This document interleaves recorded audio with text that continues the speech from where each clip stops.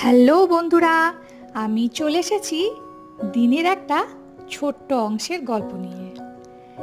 এখন তো তোমরা প্রত্যেকেই জানো আমার নতুন ঘর, নতুন সংসার, নতুন করে আবার সংসার পেতেছি।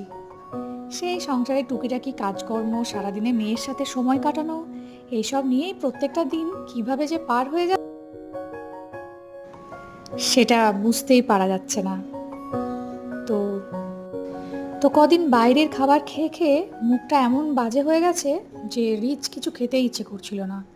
তাই ভাবলাম যে নিরামিষ পনিরের একটা হালকা করে তরকারি বানিয়ে ফেলি।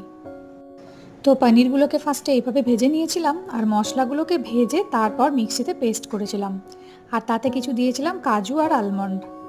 এটা দিয়ে কিন্তু পনিরের আইটেমটা হেভি হয়, আমার হাজবেন্ডও খেতে খুব পছন্দ করে। রান্না হয়ে গেলে তড়িঘড়ি কিচেন পুরো ক্লিন, এরপর চলে গেলাম বেডরুমে। এখন পুরো ট্রলিতে লাগেজ ভর্তি, এখনো পর্যন্ত গুছিয়ে কমপ্লিট করতে পারিনি, তাই প্রত্যেক দিন একটু একটু করে কমপ্লিট করার চেষ্টা করছি।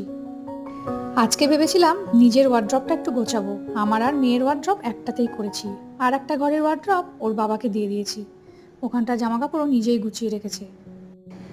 গোছানো কিছুটা হলে তারপর নিজের একটু স্কিন কেয়ার করলাম, তারপর স্নান সেরে এসে খাওয়া দাওয়া করে একটু রেস্ট নিয়ে আবার বিকেলে চলে এলাম প্লে জোনে, যেখানে ও খেলছে নিজের মতন, আমিও একটু সুন্দর ফুরফুরে মেজাজে